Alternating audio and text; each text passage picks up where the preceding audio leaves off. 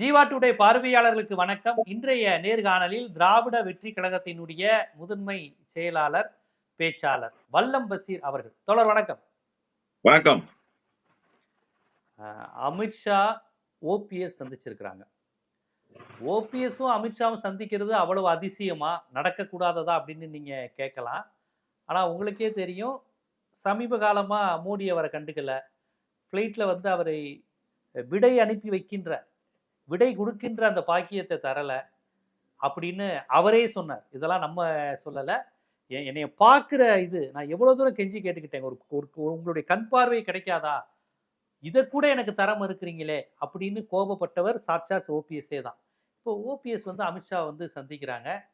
எடப்பாடியை எதிரியாக பார்க்கின்ற ஓபிஎஸ்ஐ அமித்ஷா சந்திக்கிறாருன்னா எடப்பாடியை அட்ஜஸ்ட் பண்ணிக்கோங்கன்னு சொல்ல போறாங்களா, இல்லை ஓபிஎஸ்ட எடப்பாடி அப்படிதான் இருப்பாரு, நீங்க எங்களோட இருங்கன்னு சொல்லிக்க போறாங்களா, எப்படின்னா டிராவல் ஆக போகுது, இதை நம்ம எப்படி புரிந்து கொள்வது? ஓபிஎஸ் இன்னமும் அமித்ஷாவினுடைய உத்தரவுக்கு கட்டுப்பட்டவராகத்தான் இருக்கிறார் என்பதை இன்றைய அவருடைய சந்திப்பு பட்டவர்த்தனமாக நாட்டுக்கு உணர்த்தி இருக்கிறது. ஏதோ ஓபிஎஸ் தனித்து செயல்படுவதற்கு தயாராகிவிட்டது போலவும், அவர் புதிய அமைப்பு கண்டவுடன் அவர் அடுத்த கட்ட பயணத்தை தொடர்வார் என்றும் எல்லோரும் எதிர்பார்த்து கொண்டிருக்கிறார்கள். ஆனால் அமித்ஷா என்ன சொல்கிறாரோ அந்த அடிப்படையில் தான் என்னுடைய அடுத்த கட்ட நடவடிக்கைகள் இருக்கும் என்பதை இன்றைய ஓபிஎஸ் சந்திப்பை அமித்ஷா வெளிப்படுத்தியதன் மூலமாக நான் தான் இன்றைக்கு வரை ஓபிஎஸ்ஐ இயக்கி கொண்டிருக்கிறேன் என்கிற செய்தியை அவர் தமிழ்நாட்டுக்கு சொல்லியிருக்கிறார். இதுல ரெண்டு பலன் இருக்கு பாரதிய ஜனதா கட்சிக்கு. ஒன்று, ஓபிஎஸ்ஐ வைத்து எடப்பாடி பழனிசாமியை தொடர்ந்து மிரட்டுவது, தொடர்ந்து அடிபணிய வைப்பது. இன்னொன்று, ஓபிஎஸ் மூலமாக அதிமுகவை சிதைக்கிற வேலையை முழுமையாக செய்து முடிப்பது. இன்னைக்கு கூட நீங்க பாத்தீங்கன்னு சொன்னா, விஜயோடு ஓபிஎஸ் கூட்டு சேர்ந்துவார், அவர் தனி கட்சி துவங்கியதற்கு பிறகு விஜயோடு கூட்டணி அமைக்க போகிறார் என்று எல்லோரும் எதிர்பார்க்கிறார்கள். அது ஓரளவுக்கு சாத்தியப்படும் என்றேதான் நானும் கருதுகிறேன்.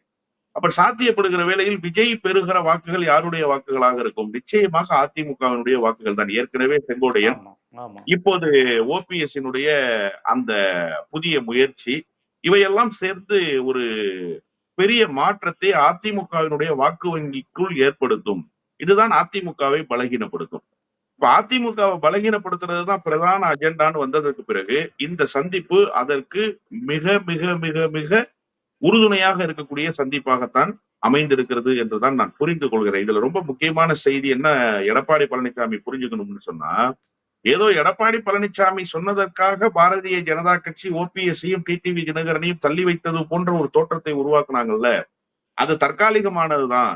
அப்படி ஒரு முயற்சியில பாரதிய ஜனதா கட்சி இல்ல, அப்படி ஒரு ஆசையும் பாரதிய ஜனதா கட்சிக்கு இல்ல. அவர்கள் இருவரையும் எந்த நேரத்தில் வேண்டுமானாலும் தூசி தட்டி எடுத்து வைத்துக் கொள்ளலாம் என்கிற எண்ணத்தில் தான் பாரதிய ஜனதா கட்சி இருக்கிறது. குறிப்பாக அமித்ஷா இருக்கிறார் என்பதுதான் இன்றைய சந்திப்பு எடப்பாடி பழனிசாமிக்கு செய்தி சொல்கிறது. இப்ப எடப்பாடி பழனிசாமி என்ன செய்ய போகிறார்? அவருக்கு முன்னால் இருக்கிற சவால்கள் தான் இப்ப இருக்கிற பிரச்சனையே. நீங்க ஏன் சந்திச்சீங்கன்னு கேட்கிற துணிச்சல் இருக்கா அமித்ஷாவை பார்த்து? எப்படி நீங்க சந்திக்கலாம்னு கேட்க முடியும்? செங்கோட்டையன் எடப்பாடிய கோவிச்சுட்டு போய் சந்திச்ச போது கூட அவர் கேட்கலையே, எடப்பாடி ஏன் அமித்ஷாவை சந்திச்சீங்கன்னு செங்கோட்டையன் கேட்கலையே. டிடிவி தினகரனை ஏன் சந்திச்சேன்னு தான் கேட்டாரு. டிடிவி தினகரனை நீங்க சந்திச்சதான் தப்புனாரு ஒழிய அமித்ஷாவை சந்திச்சது தப்புன்னு எடப்பாடி சொல்லவே இல்லையே. ஆமா, அப்ப அது என்ன காரணம் அப்படின்னு கேட்டீங்கன்னா, செங்கோடையன் என்ன முடிவெடுக்க போகிறார் என்பதை எதிர்பார்த்து காத்திருந்தார் எடப்பாடி பழனிசாமி. அவர் ஏதாவது ஒரு முடிவு எடுக்கட்டும், அதை வைத்து நாம அவர் அப்புறப்படுத்திடலான்றதுக்காக அவரை முன்னால் நகர விட்டு பின்னால் வேடிக்கை பார்த்து கொண்டே இருந்தார். அது ஒன்று. இன்னொன்று, அமித்ஷாவை எப்படிங்க அவர் கேள்வி கேட்க முடியும்? பாஸ போய் கேள்வி கேட்க முடியுமா? அவர் தான் பாஸ், அவர் எப்படி கேள்வி கேட்க முடியும்? டிடிவி தினகரனை சந்திச்சதா கண்டிப்பா கேள்வி கேட்பாரு. அதுக்கு காரணம் என்னன்னு கேட்டீங்கன்னா, டிடிவி தினகரனை நம்பி எடப்பாடி பழனிசாமி இல்ல, ஆனா அமித்ஷாவை நம்பிதான் எடப்பாடி பழனிசாமி இருக்கார். ஒரு போன் கால் தானே, ஓவர் நைட் புறப்பட்டு அமித்ஷாவை சந்திக்க போனார்ல. சந்திக்க போனவர் கூட அமித்ஷா என்ன சொல்லுகிறார் என்பதை கேட்டு விட்டு நாம பிரஸ்ல சொல்லுவோம்னு சொல்லிதான் நாங்க கட்டடம் கட்டியிருக்கோம், அதுக்காக பார்க்க வந்தோம்னு சொன்னார். இவர் இன்ஜினியரிங்ல கட்டடம் கட்டினது பார்க்க போறதுக்கு. அப்போ நீங்க எந்த அளவுக்கு ஒரு அச்ச உணர்வை அமித்ஷா மீது அவர் வைத்திருக்கிறார், எந்த அளவுக்கு பயந்து நடுங்கி இருக்கிறார் என்பதை இதன் மூலமாக நாம நிறைய பார்த்துட்டோம் எடப்பாடி பழனிசாமியினுடைய நகர்வுல. இப்போ எடப்பாடி பழனிசாமிக்கு ஒரு பெரிய தர்ம சங்கடம் இருக்கு. ஒரு பக்கம் அமித்ஷாவை போய் கேட்க முடியாது ஒண்ணு, இன்னொரு பக்கம் இந்த சந்திப்புக்கு பின்னால் என்ன நடந்திருக்குன்றதையாவது யூகிக்க முடியுமா? என்ன சொல்லி அனுப்பிச்சிருப்பாரு அமித்ஷா? நிச்சயமாக என்னை பொறுத்தவரை விஜயோடு போய் சேர்ந்து கொள்ளுங்கள் என்றுதான் சொல்லி அனுப்பியிருப்பார். நீங்க உங்க பலத்தை இழந்துடாதீங்க. உங்களுக்கென்று இருக்கக்கூடிய அதிமுகவினுடைய வாக்கு வங்கி, அது சொற்பமாக இருக்கட்டும், இல்ல பெரிய அளவிலான வாக்கு வங்கியா இருக்கட்டும், அது எந்த கட்டத்திலும் எடப்பாடி பழனிசாமிக்கு பயன்பற்றக்கூடாதுங்கிற ஒரு மாஸ்டர் பிளானை தான் வகுத்து கொடுத்திருப்பாங்க. ஏற்கனவே அந்த திட்டத்துல தான் அவங்க இருக்காங்க. எடப்பாடி பழனிசாமிக்கு எதிரான வாக்குகளை, குறிப்பாக அதிமுக வாக்குகளை விஜய்க்கு பெற்றுத்தர வேண்டும். இந்த பக்கம் பிஜேபி கூட்டு வைத்துக் கொண்டு அதிமுகவோடு தேர்தலை சந்திக்கிறது. இன்னொரு பக்கம் அதிமுகவுக்கு எதிரான வியூகங்களை வகுக்கிற வேலையை டிடிவி தினகரன் மூலமாக, ஓ பன்னீர்செல்வம் மூலமாக, விஜய் மூலமாக செய்து முடிக்கிறதுங்கிறது தான் அவங்களுக்கு இருக்கிற ஹிடன் அஜெண்டா. அந்த அஜெண்டாவுக்கு முழுமையாக ஓ பன்னீர்செல்வத்தை தயார்படுத்துகிற வேலையை இன்றைய சந்திப்பின் மூலமாக அமித்ஷா செய்து முடித்திருக்கிறார் என்றுதான் நான் கருதுகிறேன். ம். சரி, இப்போ ஓபிஎஸ் வந்து மோடி அமித்ஷாவை பார்த்துட்டு விஜய்கிட்ட தான் போய் சேருவாருங்கிறீங்க. விஜய்கிட்ட போறதுக்கு முன்னாடி என்னென்ன செயல் திட்டங்கள் தலைவா அப்படின்னு அந்த வரைவு அறிக்கையை பெற்றுக்கொள்கிறார். என்னென்ன செயல் திட்டம், பிளான் என்ன அப்படிங்கிற அந்த ப்ளூ பிரிண்ட்டை பெற்றிருக்கிறார். அப்படித்தானே? இல்ல, உத்தரவு பெறுவதற்கு தான் சார் இன்றைக்கு இந்த சந்திப்பு. இல்லைன்னா இன்றைக்கு இந்த சந்திப்பு அவசியமே கிடையாது. நீங்க ஓ பன்னீர்செல்வம் பாஜக கூட்டணியிலிருந்து வெளியேறேன்னு சொல்லும் போது ஒரு செய்தியை சொன்னாரு. தமிழ்நாட்டுக்கு நிதி கொடுக்காமல் வஞ்சிக்கிறது பாஜகன்னு சொன்னாரு. இப்ப இன்றைய சந்திப்பின் மூலமாக நிதி ஏதாவது போய் கேட்டீங்களா?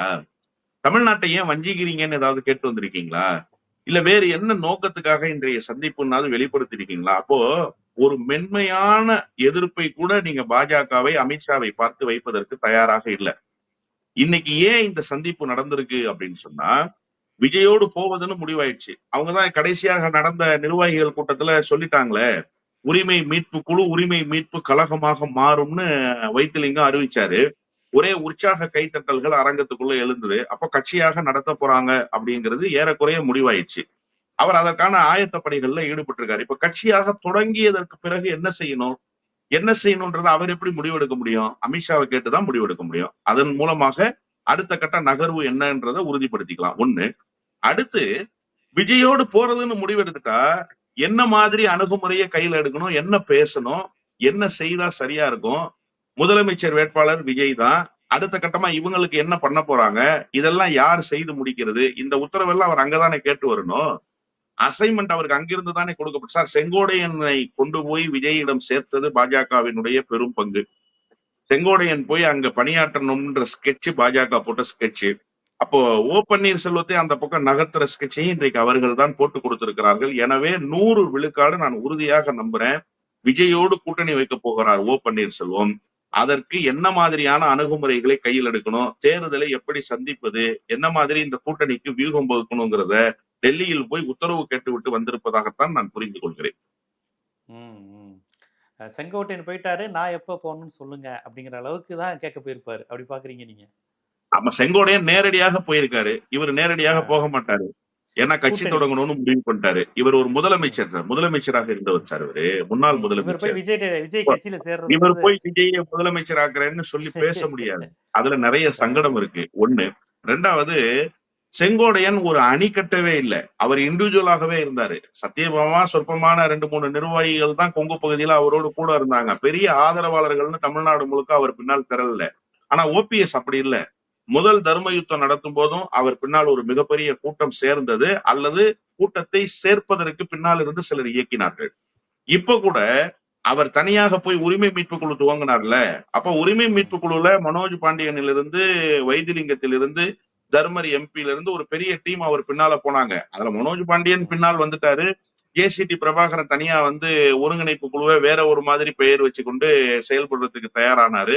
இதெல்லாம் நாம பார்த்தோம். ஆனா இப்போதும் தமிழ்நாடு முழுமைக்கும் சொற்பமான அதிமுகவினர் ஓ பன்னீர்செல்வத்திட்ட இருக்காங்க. அப்ப ஓ பன்னீர்செல்வம் போய் கட்சியில சேர முடியுமான்னா கட்சியில சேர முடியாது.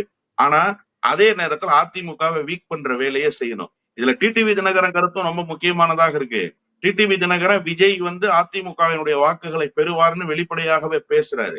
பத்திரிகையாளர் சந்திப்பிலேயே சொல்றாரு, விஜய் தான் அடுத்த கட்ட மாற்று சக்தியாக வரப்போகிறார் என்பதையெல்லாம் அவர் சொல்றாரு. இதெல்லாம் என்ன அஜெண்டா அப்படின்னா, விஜயை கொண்டு போய் அரியணை ஏற்றுவதற்கா? இல்ல. அதிமுகவை அரியணை ஏற்றுவதற்கு இவர்கள் எல்லோரையும் ஒருமுகப்படுத்துறதுக்கா? அதுவும் இல்ல. பாஜக வெற்றி பெறுவதற்கா? அதுவும் இல்ல. அதிமுகவை வீக் ஆக்கிரணும் இந்த தேர்தல்ல. அடுத்த தேர்தல்ல அதிமுகன்ற கட்சி அதனுடைய வாக்கு வங்கி எதுவுமே இருக்கக்கூடாது. அப்ப அதுக்குண்டான வேலை என்ன? அதிமுகவை யார் சன்னம் சன்னமாக பிரிக்கிறார்களோ அவர்கள் எல்லோரையும் ஒரு சேர சேர்த்து விஜய் பக்கத்துல கொண்டு போய் நிறுத்துவதன் மூலமாக விஜய் அதிமுகவினுடைய வாக்குகளில் ஒரு 12-13% வாக்குகளை பெற்றுவாரு. அதன் மூலமாக அதிமுக பலகீனப்பட்டு போயிடும். அந்த வேலையை நேரடியாக செய்வதற்கு செங்கோடையன் போயிருக்கிறாரு. மறைமுகமாக செய்வதற்கு ஓ பன்னீர்செல்வம் இன்னைக்கு உத்தரவு கேட்டிருக்காரு. மிக விரைவில் டிடிவி தினகரனும் இந்த பயணத்தில் இணைந்து கொள்வார் என்பதுதான் உறுதியான செய்தி.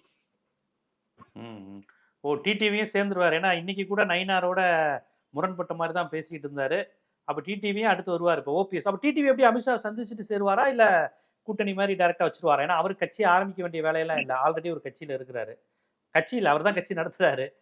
அவர் வந்து அந்த கட்சியோட கூட்டணியின் மாதிரி அறிவிப்பாரோ? இல்ல, அவரு இன்னைக்கு கூட அந்த கருத்து பாத்தீங்கன்னா, என்னோடு யாரும் பேச்சுவார்த்தை நடத்தல அப்படிங்கறத கூட ஒரு இண்டிகேஷனா தான் சொல்றாரு. நான் அதிமுக என்கிற இயக்கத்தை மீட்டெடுக்க தான் கட்சி தொடங்கினேன்.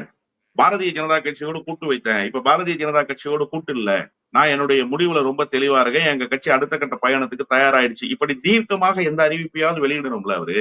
அதான கட்சியை உற்சாகப்படுத்துற நடவடிக்கையா இருக்கும். அண்மையில கூட விருப்ப மனுக்களை நீங்க வந்து தலைமை அலுவலகத்துல பெற்றுக்கொள்ளலாம், போட்டியிடுவதற்கான விருப்ப மனுக்களை கொடுக்கலாம்னு அவங்க கட்சி சார்பில் ஒரு அறிவிப்பு வெளியிட்டாங்க. நாங்க தேர்தலுக்கு தயாராயிட்டாங்க, நாங்க கூட்டணி பற்றி எல்லாம் கவலைப்படல, எங்களுக்கு அதிமுகவை மீட்டெடுக்கிறது தாங்க நோக்கம். இந்த ஸ்டேட்மெண்ட் தானே அவர் கொடுக்கணும். ஆனா அவர் ரொம்ப கவனமா என்ன சொல்றாருன்னா, பாஜக தரப்புல என்னிடம் யாரும் பேச்சுவார்த்தை நடத்தல, ஃப்ரெண்ட்லி மேனர்ல என்கிட்ட பேசுறாங்கன்னு சொல்றாரு. அதற்கு அண்ணன் நயினார் நாகேந்திரன் என்ன சொல்றாரு, நான் கூட தான் திமுகவோட ஃப்ரெண்ட்லி மேனர்ல பேசிக்கிட்டு இருக்கேன். நான் சொல்றதெல்லாம் முதலமைச்சர் கேட்டுக்கிறாரு, சில விஷயங்களை செய்து கொடுக்கிறாரு. அது எப்படிங்க கூட்டணி ஆகும்? அவர் கூட்டணியில இருந்து வெளியில போயிட்டாருல்ல அப்படின்றாரு. இப்ப நயினார் நாகேந்திரன் அல்ல, அவர் வந்து சிஎம் லெவலுக்கே நான் ஃப்ரெண்ட்லியா தான் இருக்கேங்கிறாரு நயினார் நாகேந்திரன். ஆமா, இல்ல, நயினார் நாகேந்திரன் ஸ்டேட்மெண்ட் ரொம்ப கன்சர்னான ஸ்டேட்மெண்ட் சார். ஏன் நயினார் நாகேந்திரன் பாரதிய ஜனதா கட்சிக்கு தலைவராக நியமிக்கப்பட்டார்? அதற்கு பின்னால் இருக்கிற அரசியல் என்னன்றத இன்னைக்கு டிடிவி தினகரன் ஸ்டேட்மெண்ட்டுக்கு அவர் கவுண்டர் கொடுத்ததுல நிரூபிச்சிட்டாரு. அதிமுகவோடு இணக்கமாக இருந்து அதிமுகவினுடைய வாக்குகளை கவருகிற வேலையை செய்யணும். இப்ப அண்ணாமலை ஒரு டஃப் ஃபைட் அதிமுகவோட கொடுக்கறது மாதிரியான ஒரு சூழலை உருவாக்கிட்டார். ஒரு சுமூகமான போக்கு இல்ல பாஜகவினுடைய மாநில தலைமைக்கும் அதிமுகவுக்கும். ஆனா நயினார் நாகேந்திரன் ஏற்கனவே பழைய ஆளு, அதிமுகவில் பல தொடர்புகள் உள்ளவர். அந்த பாசம் அவரை கொண்டு போய் சேர்த்தணும் அப்படின்னு நினைச்சுதான் ஒரு ஸ்கெட்ச போட்டாங்க. அந்த ஸ்கெட்ச் ஒர்க் அவுட் ஆயிடுச்சுன்றதுதான் நான் இன்னைக்கு அவருடைய ஸ்டேட்மெண்ட்ல இருந்து புரிஞ்சுக்கிறேன். இப்ப கூட அதிமுகவுக்கு டேமேஜ் இல்லாம எடப்பாடி பழனிசாமியினுடைய ஆதரவாளர்களுக்கு டேமேஜ் இல்லாம, ஏன்னா அவங்க தானே களத்துல பாஜகவோட நிக்க போறாங்க. எப்படி பாஜகவை வீக்காக்கணும்ன்றது நோக்கமோ, அதே அதிமுகவை வீக்காக்கணும்ன்றது எப்படி நோக்கமோ, அதே போல பாஜக அதிமுகவை பயன்படுத்தி பலம் பெறணும்ன்றதும் ஒரு நோக்கம் அவங்களுக்கு.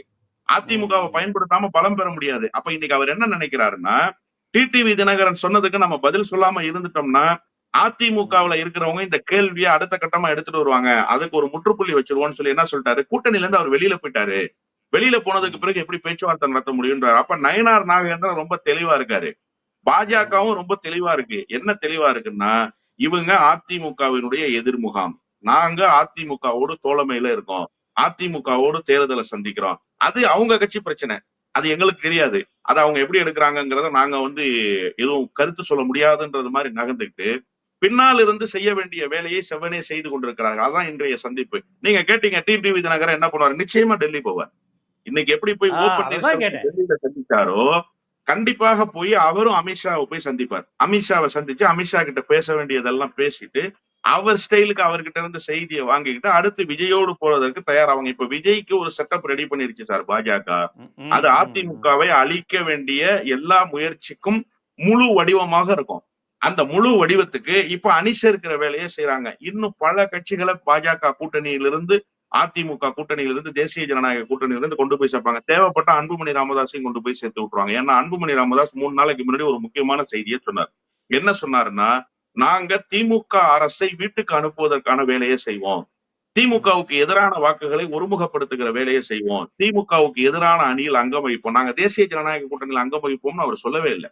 அப்ப தேவைப்பட்டா இப்போது இருக்கக்கூடிய நெருக்கடியை பயன்படுத்தி கொண்டு ராமதாஸ் ஒரு பக்கம் நகர்த்துறாரு, நீங்க இந்த நேரத்துல இந்த முடிவை எடுங்கன்னு சொல்லி நாளைக்கு கூப்பிட்டு அன்புமணி கிட்ட அமித்ஷா பேசினா உடனே அன்புமணியும் அதற்கு இசைவு தெரிவித்துட்டு என்ன சொல்றாங்கன்றத கேட்டு அப்படியே செயல்படுத்துறார். அவர் ஒரு அடுத்த ஓ பன்னீர்செல்வம் தான்.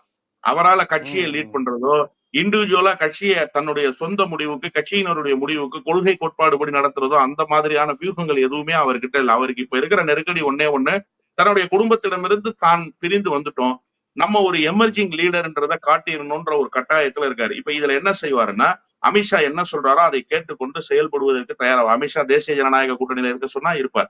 இல்லங்க நீங்க ம், விஜயோட போயிருங்கன்னு சொன்னா விஜயோட போய் இப்ப அணி சேர்க்கிற வேலையை பாஜக செவ்வனே செய்து முடிக்கும் என்றுதான் நான் உறுதியா நம்புறேன். டிடிவி ம், தினகரன் மிக விரைவில் அமித்ஷாவை சந்தித்து பேசி அடுத்த கட்ட நகர்வுக்கு தயாராவார். ம். ஆனா இதுல ஒரு ஒரு முக்கியமான விஷயம் இருக்கு. இப்ப நீங்க ஒரு எலெக்ஷன் அனலிஸ்ட் கூட எடப்பாடி பாமக சேர்ந்தா சேலம், எடப்பாடி, தருமபுரி அந்த பகுதியில் உள்ள சில பகுதிகள் அதிமுகவும் பாமகவும் நெருக்கமான பகுதிகள். நான் சொல்றது உங்களுக்கு நல்லா புரியும்னு நினைக்கிறேன். எடப்பாடி அதிமுகவுக்கு ஜெயலலிதா எம்ஜிஆர்ல பர்டிகுலரா எடப்பாடி அதிமுகவுக்கு செல்வாக்கான சில தொகுதிகள்னு அவங்க வச்சிருக்கிறாங்க. கொங்கு பகுதியும் சேலமும் தருமபுரி கிருஷ்ணகிரி ஓசூர் வர இங்கிட்டு தருமபுரி அந்த அந்த பகுதி அங்கிட்டு பாலக்காடு போன்ற சில சட்டமன்ற தொகுதிகள் இது வந்து கவுண்டருங்கிற அடிப்படையில் அப்படியே ஏடிஎம்கே ஓட் பேங்க் எடப்பாடிக்கு போகுது. வன்னியரும் அந்த பகுதியில் நெருக்குங்கிறதுனால தமிழ்நாட்டில் வன்னியரும் கவுண்டரும் மிகுந்திருக்கிற மாவட்டம் சேலம் தருமபுரி உங்களுக்கு நல்லா தெரியும். ஸோ இதை மெயின்டைன் பண்ண அதனால தான் பாமக வேணுங்கிறதுல எடப்பாடி எப்பவுமே தெளிவாக இருக்காரு. சட்டமன்றத்தை அதுவும் சட்டமன்றம் வந்துருச்சுன்னா ஸோ அவருடைய இந்த பாயிண்டே அடைஞ்சிருச்சுன்னா அவர் குறிவைக்கிற மெயின் ஓட் பேங்கே சேலம் தருமபுரி கிருஷ்ணகிரி ஓசூர் அப்புறம் மேற்கு மண்டலம் திருப்பூர் கொங்கு அது கூட செகண்டரி தான் எனக்கு தெரிஞ்சு. பர்டிகுலரா எடப்பாடிக்கு வந்து சேலமும் தருமபுரி கிருஷ்ணகிரி அந்த இதுதான். இப்ப நீங்க சொல்ற மாதிரி அன்புமணியை கொண்டு போய் உங்களுக்கு விஜய்கிட்ட சேர்த்துட்டா எடப்பாடியை ரொம்ப நடுத்தருவுல விடுற மாதிரில சார் போகும். இல்ல அந்த வேலையை செய்யணும்ன்ற அவசியம் வந்துச்சுன்னா நிச்சயமா ம், செய்திருவாங்கன்னு நான் சொல்றேன். இப்ப நீங்க சொன்ன கால்குலேஷன் அரசியல் ரீதியா ரொம்ப ரொம்ப ரொம்ப முக்கியமான கால்குலேஷன் ம், தான். ஏன்னு சொன்னா எடப்பாடி பழனிசாமி இந்த கடைசி நேரத்துல 10.5% சொல்லி ஆமா. அறிவிச்சுட்டு தேர்தல் களத்துக்கு வந்தார்ல, ம், அது ஒரு மிகப்பெரிய வாக்கு வங்கிய அந்த பகுதிகளில் அவருக்கு ஏற்படுத்தி கொடுத்துச்சு. அது வந்து பாமகவுக்கும் பலன் கொடுத்தது. அது நடக்குமா நடக்காதா, இதற்கு வாய்ப்பு இருக்குமா இல்லையா அப்படிங்கறதெல்லாம் அந்த மக்களுக்கு யோசிக்கக்கூடிய அவகாசம் கூட இல்லாம அந்த தேர்தல் நெருக்கடிக்குள்ள அந்த அறிவிப்பு வந்து மாட்டுச்சு. அதனாலதான் பாமக கூட நீங்க பாத்தீங்கன்னு சொன்னா ரொம்ப சொற்பமான இடங்கள்ல அந்த பகுதிகளில் வெற்றி பெறுவதற்கான வாய்ப்புகள் கூட அவங்களுக்கு அமைஞ்சது. இப்போ பாஜகவினுடைய நோக்கம் குறிப்பா அதிமுகவை வீக்காக்குறது. பாஜகவுக்கு நல்லா தெரியும்ல, கொங்கு பகுதியில குறிப்பாக வட மாவட்டமும் கொங்கு பகுதியும் இணையக்கூடிய பகுதிகளில் இந்த 2 ஓட் பேங்க்கும் சேர்ந்தா அதிமுகவுக்கு ஒரு முகம் கிடைக்கும். இப்ப அதிமுகவுக்கு கிடைத்திருக்கிற வெற்றி எங்க கிடைச்சிருக்குன்னு நீங்க நினைக்கிறீங்க? சோழமண்டலத்துல கிடைச்சிருக்கா? இல்ல. இல்ல அதே மாதிரி சென்னையில இல்ல. மதுரை, திருநெல்வேலி, சென்னை இந்த மாதிரியான பகுதிகளில் கிடைச்சிருக்கா? ரொம்ப சொற்பமாக முன்னாள் அமைச்சர்கள் ஜெயிச்சாங்க. நீங்க ஆர்.பி. உதயகுமார் ஜெயிச்சாரு, செல்லூர் ராஜு ம், ஜெயிச்சாரு, இந்த மாதிரி ஆட்கள் ஜெயிச்சாங்க. வேற யாராவது பெரிய அளவுல வெற்றி பெற்றாங்களான்னு கேட்டா நிச்சயமா வெற்றி பெறல. இன்னும் சொல்ல போனா ராமநாதபுரத்துல கூட அந்த மாதிரியான வெற்றிகளை அவங்களால ஈட்ட முடியல. 2 பேரும் ஒன்னா சேர்ந்து சந்திச்ச போதே அவங்களுக்கு கிடைத்த வெற்றி எங்க கிடைச்சதுன்னு சொன்னா சேலம் பகுதிகளில் கிடைச்சது. குறிப்பாக நாமக்கல் போன்ற சில பகுதிகளில் அவங்களுக்கு ஒரு அந்த வெற்றி கிடைச்சது. அதே மாதிரி இந்த பக்கம் நீங்க கடலூர் விழுப்புரம் பகுதிகளில் சொற்பமான வெற்றிகளை அவங்களால பெற முடிஞ்சது. இப்போ இது ஒரு நம்பர்ஸ்ல ஒரு 10 12 அதிகமாக இன்க்ரீஸ் ஆகுது இல்ல. இந்த 10 12 அதிகமாக இன்க்ரீஸ் ஆகிறதுக்கு இந்த கூட்டணி தான் காரணம்னா இதை வந்து காலி பண்றது தானே பாஜகவினுடைய நோக்கமாக இருக்கும். அப்ப எடப்பாடியை நடுத்தரவுல விட்டுருவாங்களா அப்படின்னு கேட்டா நிச்சயமா எடப்பாடியை நடுத்தரவுல விடுறதுக்கான வேலையை தானே செய்யறாங்க. நான் ஒன்னே ஒண்ணு கேட்கிறேன் சார், ரொம்ப சுருக்கமா. ஒண்ணும் இல்ல, எடப்பாடி பழனிசாமி ஈகோயிஸ்டாவே இருக்கட்டும், டிடிவி தினகரனை ஓ பன்னீர்செல்வத்தையும் அவர் வந்து சேர்க்க மாட்டேன்னு சொல்றவராகவே இருக்கட்டும். பாஜக இதற்கு ஒரு சுமூகமான முடிவை ஏற்படுத்தணும்னு நினைச்சா ஒரு நாள் பொழுதுல ஏற்படுத்தணும். இன்னும் சொல்றேன், ஒரு நொடி பொழுதுல ஏற்படுத்த முடியும். ஏன் அவர்கள் அதற்கு எத்தனைக்கல? அவ்வளவு பெரிய ஸ்ட்ராங் லீடர்ஷிப்பையா ஹோல்ட் பண்றாரு எடப்பாடி பழனிசாமி. எடப்பாடி பழனிசாமியை எப்படி கூட்டணிக்கு நீங்க ஒரே இரவில் அவருடைய மகனை வைத்து மிரட்டி கூட்டு வந்தீங்களோ, அதே மகனை வைத்து மிரட்டி இல்லங்க, இப்ப திமுகவை வீட்டுக்கு அனுப்புவதுதான் நோக்கம். அதிமுக வலிமை பெறணும், நீங்க ஆட்சி அதிகாரத்துக்கு வரணும், அதனால ஒன்றுபட்ட அதிமுக பாமக எல்லாரும் சேர்ந்து நாம போட்டியிடுவோம்னு சொல்லிட்டா எடப்பாடி பழனிசாமி மறுதளிக்க முடியுமா? மறுதளிக்கிற இடத்துல எடப்பாடி பழனிசாமி இருக்காரா? இல்ல. அப்போ பாஜக என்ன சொல்லுதுன்னா, நான் பின்னால இருந்துதான் இயக்குறேன், ஆனா அதிமுகவை வீக் ஆக்குற வேலையை நான் செய்துக்கிட்டே இருப்பேன்றத களத்துல ப்ரூவ் பண்ணிக்கிட்டே இருக்கு. இப்ப பாட்டாளி மக்கள் கட்சியை ஒரு பகுதி அன்புமணி ராமதாஸ்ன்னு கொண்டு வந்து சேர்த்து விட்டா கூட அது ஒரு 10-12 சீட்டை கூடுதலா அதிமுகவுக்கு கொடுத்துரும்னா அதை ஏன் பாஜக விரும்ப போகுது? பாஜக அதை விரும்பாது. சரி, பாஜக இதை விரும்பல, ஆனா எடப்பாடி விரும்புறாரு. இப்ப பாஜக இதை செய்யலன்றத அவர் உள்வாங்கிக்கிட்டாரு. கேட்க முடியுமா? அவரு அமித்ஷாட்ட கேட்க முடியுமா? ஏன்ஜி நீங்க இப்படி பண்ணிட்டீங்க, இது ரொம்ப தப்பு இல்லையா? அன்புமணி ராமதாஸ் நம்ம கூட தானே இருந்திருக்குன்னு சொல்ல முடியுமா? இல்ல அமித்ஷாவை ஓவர்லுக் பண்ணி அன்புமணி ராமதாஸ் பேசி வாங்க நம்ம 2 பேரும் கூட்டணியில இருப்போம், பாஜகவை நான் பேசிக்கிறேன்னு சொல்ற அளவுக்கான கேப்பபிலிட்டி அவர்கிட்ட இருக்கான்னா அதுவும் கிடையாது. அப்போ பாஜக என்ன நகர்வை முன்னெடுக்குதோ அதற்கு இசைவு தெரிவித்து விட்டு போற இடத்துலதான் எடப்பாடி பழனிசாமி இருக்காரு. ஆனா நீங்க சொன்ன கால்குலேஷன் ரொம்ப ரொம்ப ரொம்ப சரியான கால்குலேஷன். அதிமுகவுக்கு ஒரு மிகப்பெரிய பின்னடைவை இந்த கூட்டணி பாமக, அதாவது அன்புமணி தலைமையிலான பாமக அதிமுக கூட்டணி அமையாமல் போனால் மிகப்பெரிய பின்னடைவு. 15 இடங்கள்ல அவங்க தோல்வியை தழுவுவாங்க. இப்ப அந்த பகுதிகளில் பெற்றிருக்கிற வெற்றி அப்படியே முழுமையாக இல்லாமல் போகும். இல்ல, இன்னொரு புறம் பாத்தீங்கன்னா திமுக சற்று பின்னடைவாக இருக்கின்ற பகுதி, அது தேர்தல் காலம் தொட்டு உங்களுக்கு நல்லா தெரியும், மேற்கு மண்டலம் தான். உங்க பகுதி தஞ்சாவூர்லாம் இயல்பாவே திமுகவுடைய பெல்ட். எப்ப 1957 நிற்கும் போது இருந்தே சென்னை, அது சட்டம் உள்ளாட்சி தேர்தல் இருந்தே பெல்ட். ஆனா மேற்கு மண்டலங்கிறது நீங்க 67க்கு அப்புறம் கூட உங்களுக்கு அண்ணா இருந்த போது கூட மேற்கு மண்டலங்கிறது கொஞ்சம் திராவிட கொள்கைகளுக்கு கொஞ்சம் இதா இருக்கும். தேசிய கட்சி, சோசியலிச பிரஜாய கட்சி, ஸ்தாபன காங்கிரஸ்னு ராஜாஜின்னு அவங்களுக்குலாம் செல்வாக்கான ஏரியா. இப்ப எடப்பாடியும் அமித்ஷாவும் செய்யற இந்த வேலை, குறிப்பா அமித்ஷா செய்யக்கூடிய இந்த வேலை கொங்கு மண்டலத்திலையும் திமுகவை ஜெயிக்க வச்சிரும்ல. அதாவது அதிமுகவை பலகீனப்படுத்தி காலி பண்ணணும்னு முடிவெடுத்துட்ட பிறகு அந்த இடத்தை ஃபுல்ஃபில் பண்ண முடியும்னா யாரு ஃபுல்ஃபில் பண்ண முடியும்? திமுக. இப்ப தேர்தல் களத்துக்கு யதார்த்தமா வந்துருவோம். நம்ம 2 கட்சி தான் சார் நேரடி போட்டி. ஒன்னு அதிமுக, இன்னொன்னு திமுக. அதிமுக தோல்வி அடையணும்ன்ற வியூகத்தை அதிமுக கூட்டணிக்குள்ள இருந்துகிட்டு செய்தா அப்ப அது யாருக்கு வெற்றியை தரும்? நிச்சயமா திமுகவுக்கு வெற்றியை தரும். அப்ப திமுகவுக்கு வெற்றி தருவது என்பது பாஜகவுக்கு தெரிந்தே செய்ய வேண்டிய செயலாக இருக்கு. அவங்க என்ன நினைக்கிறாங்கன்னா, இந்த தேர்தலோடு அதிமுகவை முடிவு கட்டி அனுப்பிச்சிட்டோம்னா அதிமுகவுடைய வாக்கு வங்கி சிதலம் அடைஞ்சிருச்சுன்னு சொன்னா அடுத்த தேர்தல்களுக்கு அதிமுக என்கிற கட்சியை மிக லாபகமாக சுருட்டி உள்ள போட்டுக்கலாம்னு நினைக்கிறாங்க. அதற்கான எல்லா கிரவுண்ட் ஒர்க்கையும் பார்த்துட்டாங்க, மெல்ல பார்த்துட்டாங்க. இதை எடப்பாடி பழனிசாமி தெரிஞ்சே தடுக்க முடியாத இடத்துல வந்து நின்றுட்டாரு. அவர் என்ன நினைக்கிறாருன்னா, ஒரு லெட்டர் பேடாக இருந்தா கூட பரவாயில்ல, ஆனா அஇஅதிமுகவுக்கு நம்ம தான் பொதுச் செயலாளர், அந்த இடத்துக்கு நம்ம வந்துருவோன்ற மனநிலைக்கு அவர் வந்துட்டாரு. அவர் இப்ப குறி வைக்கிறதே எதிர்கட்சி தலைவருக்கு தான் குறி வைக்கிறாரு. அவர் முதலமைச்சர் ஆகிறதுக்காக தேர்தலை சந்திக்கல, எதிர்கட்சி தலைவர் அந்தஸ்தில் இருப்பதை தக்க வைத்துக் கொள்வதற்கு தான் அவர் வந்து குறி வைக்கிறார். இப்ப என்ன மிகப்பெரிய கேள்விக்குறியா இருக்குன்னா, இந்த தேர்தல் முடிவு 2011 தேர்தல் முடிவு மாதிரி வந்துருமோன்ற ஒரு சந்தேகம் இருக்கு. 2011 என்ன நடந்தது? திமுகவே எதிர்கட்சி அந்தஸ்துக்கு வரல, அதிமுக கூட்டணியில் அங்கம் வகித்த தேமுதிக வந்துருச்சு. அது மாதிரி இப்ப மேஜர் பார்ட்னரா இருக்கிற திமுகவுல இருக்கிற ஒரு கூட்டணி கட்சி காங்கிரஸ் ஆப்வியஸ்லி ஒரு 25 இடங்களை வாங்கி 24 இடங்களை வெற்றி பெற்றுட்டாங்கன்னா அதிமுக அதை விட குறைவான இடங்களை பெற்றா எதிர்கட்சி அந்தஸ்து யாருக்கு கிடைக்கும்? காங்கிரஸுக்கு எதிர்கட்சி அந்தஸ்து கிடைச்சி போயிடும். இப்ப இத பாஜக உள்வாங்காம இருக்குமா? நிச்சயமா உள்வாங்கும். ஆனாலும் அதிமுக அழிந்து போவதற்காக அவர்கள் எந்த கட்டத்துக்கும் தயாராகி இருக்கிறார்கள் என்பதைத்தான் அவர்களுடைய தொடர்ச்சியான நகர்வுகள் காட்டிக்கொண்டே இருக்கிறது. அதிமுகவை வீக் பண்ணணும், வீக் பண்ணி அந்த இடத்துக்கு பாரதிய ஜனதா கட்சி வந்து சேரணும். அது ஒண்ணுதான் வழி. இப்ப வேற கட்சிகளை வீக் பண்ண முடியாது.